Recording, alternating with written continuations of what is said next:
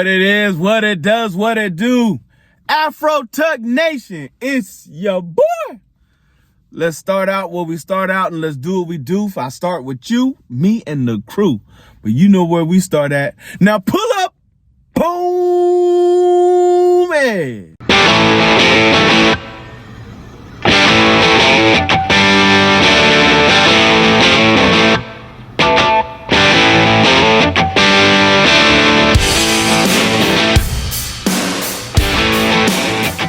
What up, fam? It's your boy T3. Before we get down for the get down, don't forget to like, subscribe, share, comment, come talk to your boy, Afro Tuck Nation. Get down. Let's get down and get ready to clown. So, here we go. Gladiator 2 review. Oh, I'm going to start with my Afro picks, and then I'm going to explain why.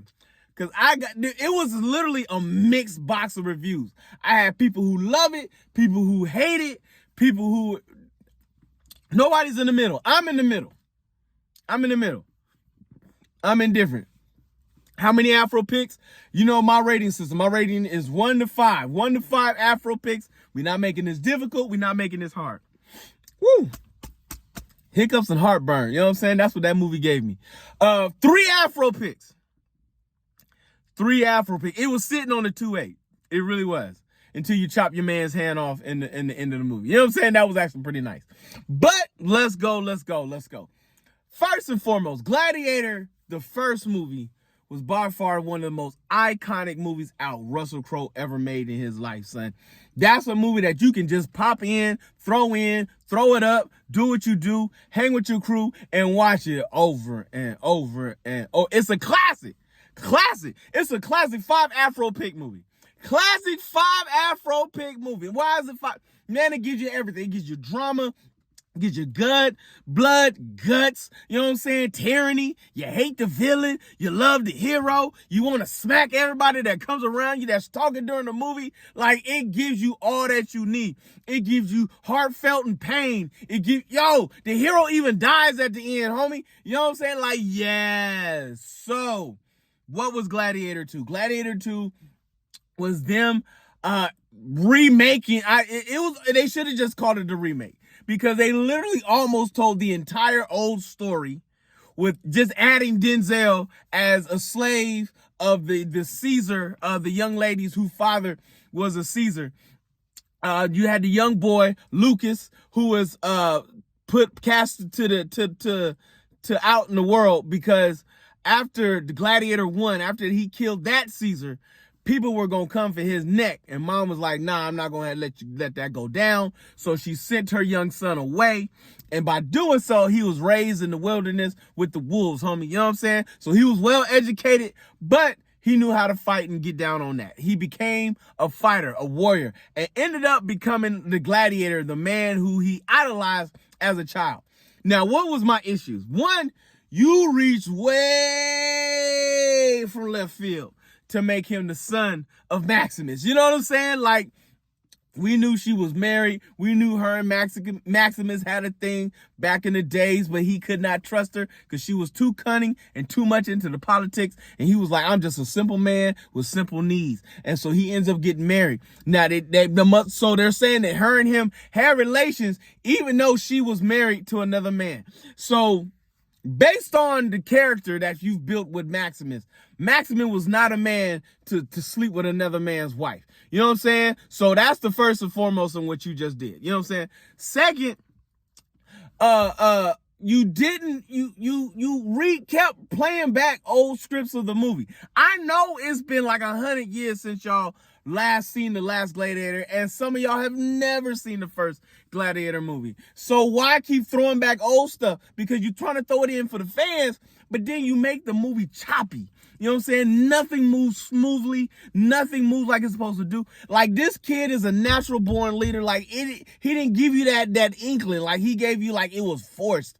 Like, he just came in and everybody was like, yeah, because he bit a monkey's arm in this. You know what I'm saying? Denzel Washington's character was shady as fudge, son. You know what I'm saying? But he played the fool out of his part. I mean, he was plotting from beginning to end. There was not a move this man made that was not calculated, was not put together, and was not laid down to the final end of the movie. The army that we were waiting for in the first movie, y'all paid it off in this movie that shows up because Maximus died before he got a chance to bring his army to give it back to Rome. So now the son, Lucius, is now, I guess, the emperor. They didn't quite clarify that. He was in the Colosseum and he touches the dirt. Father, speak to me. And then they just went to Maximus touching the fields like when he was going to go see his wife and kids after he died. So yes, it wasn't boring. It didn't have like spots where you was lolling off to sleep. Pascal, I want to say that's his name, the guy that played the general for the Caesars in this particular movie. He played both sides of the role. You played the man that killed her son's wife, but at the same time, you gonna ask for forgiveness and be like, yo, I'm your friend, man. I love your mother, man. I love your mother, but you killed my wife, homie. You know what I'm saying? So that part didn't flow right. You know what I'm saying? The two brothers, they never really said how they come into power, which is, you know, how the Caesar thing, people seize power and eventually two people come up of the bloodline. How she ended up staying in power, I guess, because she was of the first Caesar in the last Gladiator movie. I think Aurelius was his name. It was okay. Like it was not my cup of tea. It's a one-time watch. It's one of those that you definitely, if you want to wait till it comes out on video, streaming, DVD, whatever, do so. It's not a must-see in the theater. There's nothing in this movie that you have to see in the theater. Like, this is not one of those that you have to go to the movies to go see this. You can literally wait and watch because it's basic. You know what I'm saying? Yes, I called it. I'm saying it like it is. The movie was basic. You know what I'm saying? It really shouldn't even got a 3. It got a 3 for some of the action scenes and some of the fight scenes that was in there. But as for like the story, the plot, everything else, it was basic. You just went, look, Top Gun Maverick literally set the bar on movies that's like 20 years in the making. You know what I'm saying? Like, they did it just right.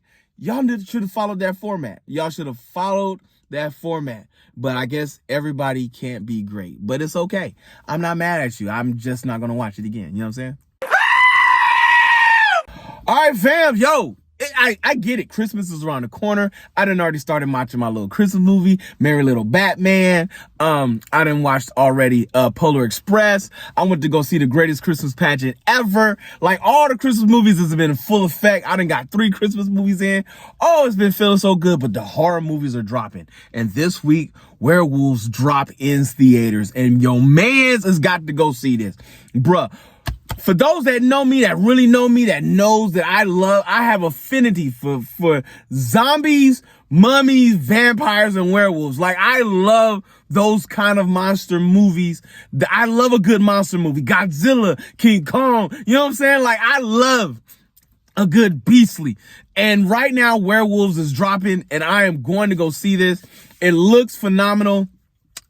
Based on the trailer, it looks like the world is covered in werewolves, and there's certain moon that comes out, and there's a genetic blood that it turns certain people into werewolves, and they're trying to figure out a way to stop some people from turning into werewolves. And it almost looks like The Purge, where they gotta lock your doors when this certain moon comes out, and be prepared to fight all night. You're following a certain family that's going to be going out there and watching and what's happening.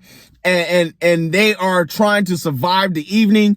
It is a well-known thing amongst all folks that these werewolves are coming.